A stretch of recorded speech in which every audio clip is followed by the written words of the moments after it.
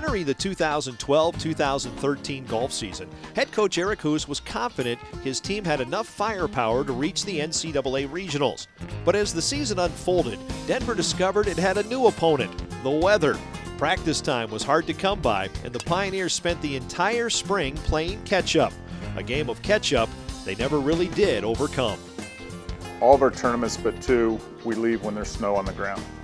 And then we come back, there's snow on the ground. It was just a lot of it was just the consistency that we're working on. We couldn't consistently practice while we're at home and get some rhythm going and some momentum built up to go into the tournament.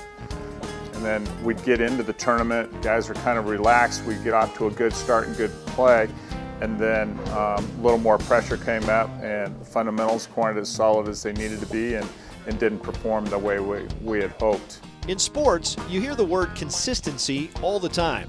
To play the game of golf at a high level consistently is a very difficult task. During the 2012-2013 season, the Pioneers never did find that key ingredient. So now, the coach going to use an individualized approach to help some of his players. But I think it's just time getting out there and kind of doing the same things over and over and get really good at them. You know, we had kind of the polar opposites on some teams. We had Victor Doka and Artie Edelman. Okay, both are very good chippers and very good putters, but don't hit it quite as well as we need to. We get Oscar Arvidsson and Ole Ramsness, who can hit the ball very well, but their chipping and their putting isn't what they need to be. So I think Par and I are going to have to redirect on how we have those different players practice. The Pioneers are already looking forward to next season, but the success or failure of next season may be decided this summer. Denver's returning players are going to have to do some serious homework. Well, that's definitely what we're going to find out and see who comes back prepared to play. The coaching staff has gone over with each player where we think their strengths and weaknesses are and given them some ideas of what to do over the summer to improve those. Now it's up to them to take care of that.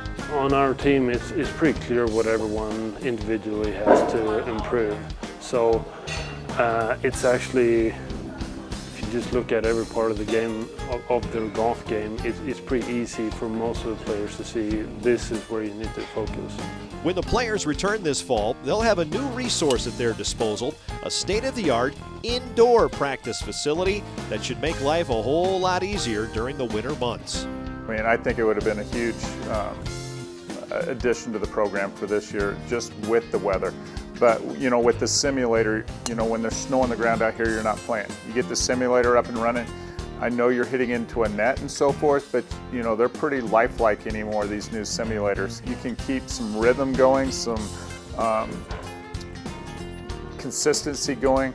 You know, we'll have a great putting surface on, so, you know, guys that are struggling with their putting, they can get in there and get a lot of work in their putting. The guys that are good can just kind of maintain. Bottom line is, Denver was disappointed with its 2012-2013 season, but the good news is the pieces are there to turn things around quickly, and that is exactly what Eric Hoos expects to happen.